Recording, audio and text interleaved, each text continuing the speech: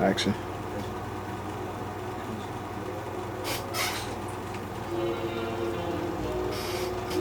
Oh, I said, imagine a nuclear missile just hit you, split you, official, right down your tissue. What's the issue? Would you then pack a pistol? Forget you. That's like hearing a dog whistle. Yeah, I didn't want to forget that. So, all right, now that I got that, I could look back at that. Okay, what you want to ask me?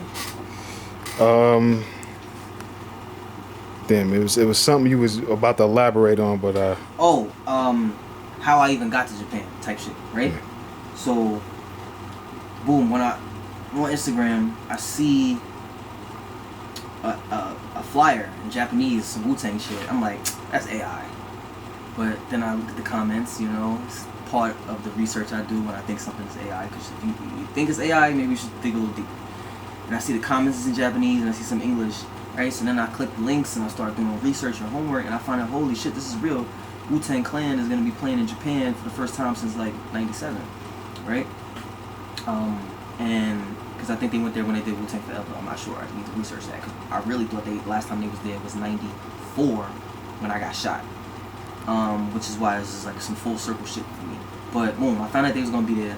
So what people assume is that, oh, I hit up my family like, yo, can you bring me? Can I go? Absolutely not. I started hitting up my man's in Japan. Shout out to Shimo, my friend from college.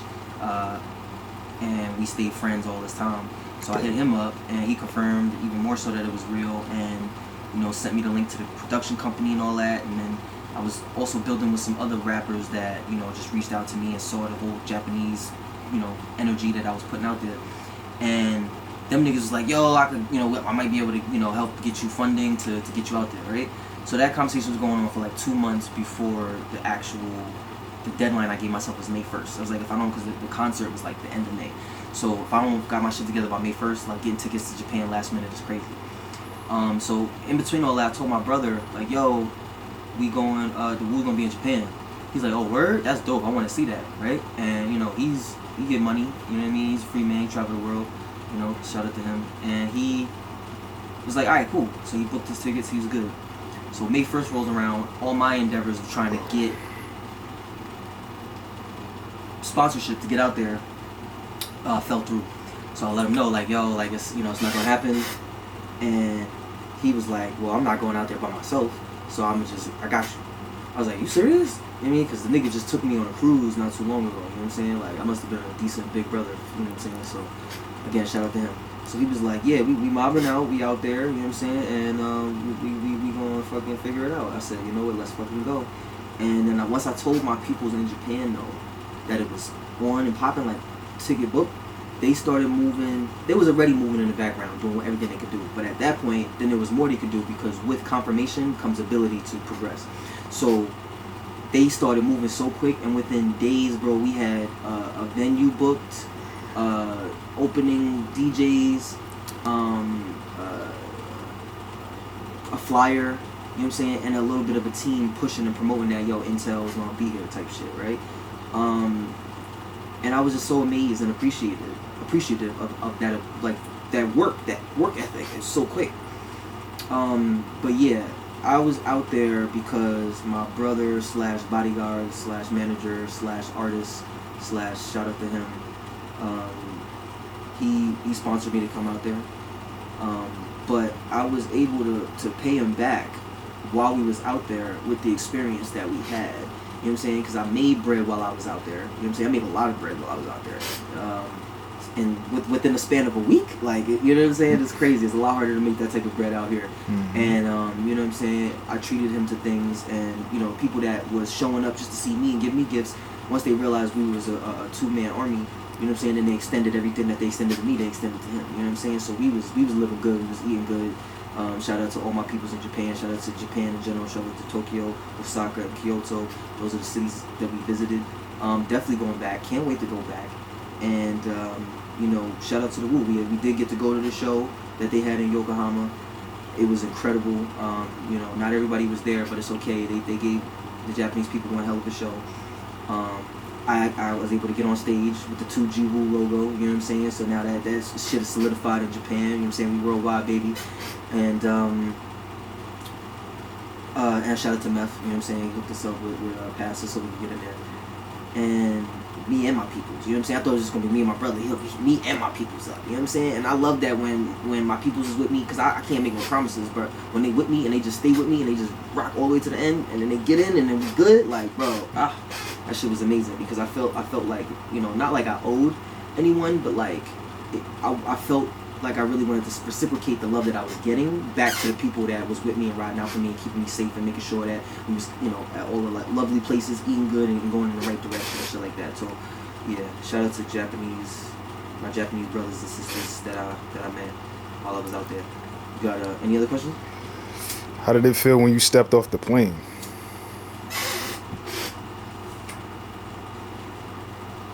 Look like I'm smoking a cigarette. This is a black. Bro, I was fucked up, bro, because the longest flight I did before that was like 8 hours on some Italy shit, maybe, you know, but this was extra fucked up, because the flight from Seattle to New York, from Seattle to Japan, because first we flew from New York to Seattle, then we flew from Seattle to Japan. The New York to Seattle, light work, 6 hours, light work. But when we got to Seattle, we had like a 12-hour layover. So we could have left the airport, got a little hotel joint, and then woke up, got to the flight. But we didn't want to miss the flight, and we didn't want to go through security again. You feel me? We had shit that we didn't want to go through security again. So we fucking slept in the airport, nigga.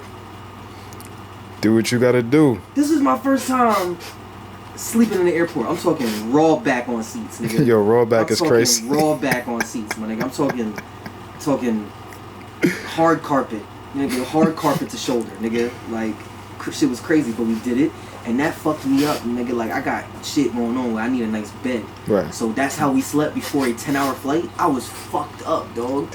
Then on the flight from New York to Seattle, I had an aisle seat, so a nigga put his leg out.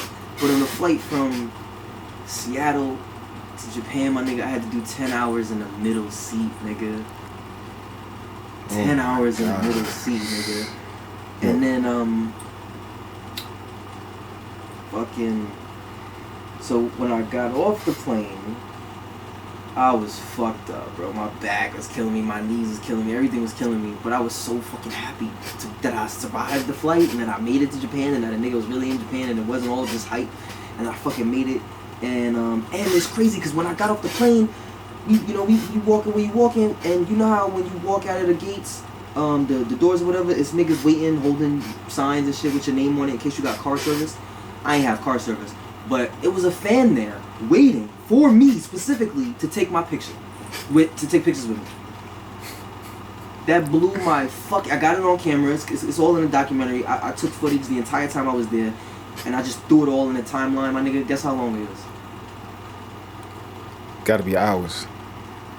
It's fucking 2 hours and 17 minutes, my nigga. I shot a whole fucking real documentary. I didn't even realize it. Crazy. And I'm not even gonna edit it, dog. I'm gonna just leave it raw. Leave it raw? Just it's in the order that I shot it, and I'm leaving in all the, you see me set the camera up, you see me turn the camera off, I'm leaving in all that, bro. That's a real documentary to me. The Raw Dog documentary. Raw Dog documentary in Japan, nigga. I think you just titled it, nigga. If you see that shit out and that's the title, nigga, I owe you some motherfucking money. Just remember that. Be like, hey, nigga, is that my title, nigga? Did this nigga use my title? But yeah, that's fire. Crazy. Yo, shit. Damn. I can't even imagine. That's an incredible thing. That's why I'm glad I filmed too, because like, you know, doing shit like this gives people pieces of the story. You know, I put the podcast out with the my brother and shit. It was cool. But then this is filling in some more blanks. A big blank actually, because everybody and their mama see me out in Japan and they think automatically that the Woo got me out there, or the Woo has something to do with it. And the only thing the Woo had to do with it is shout out to Uncle Meth. He got niggas passes to the concert. You know what I'm saying? Like, I didn't have to come out of my pocket and pay for tickets to the concert. Like, my uncle my uncle got me passes to the show. Me, my brother, and my mans and them. But everything else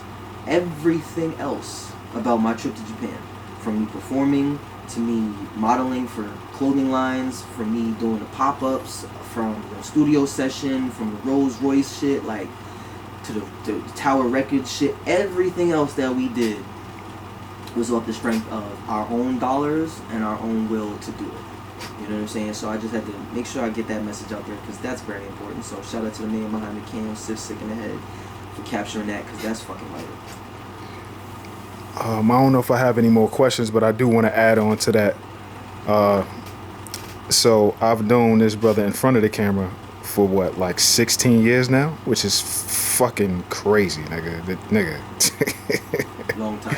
Oh, nigga. Anyway, yo, if everything that he has done was off the strength of the Wu, he would have been on a long time ago. I done seen this man struggle. I done seen this man go through it. I done seen him go through mad different phases. Nigga, fucking blonde hair, nigga. Oh my fucking, God. Yo. So much shit, man. But that's on the internet forever.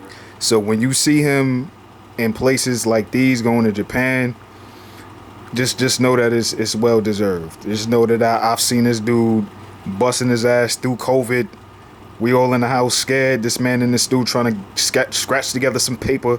You know what I'm saying? Fucking fighting niggas with fucking almost smashing bottles over niggas' faces. All types of just craziness. I might have to save that for the book. Yo, y'all don't even know the half, bro. So yeah, when y'all see him getting opportunities like this, just know he grinded his ass off for it. Cause at any point a long time ago he could have quit. Dealing with different people's different personalities, dealing with his own shit, you know what I'm saying? Growing up through that. Yeah, man, it's well deserved. Just know that. Word. I appreciate that, bro. Thank you. Yes, sir. Second generation Wu. Sick in the Head behind the cam. And we out.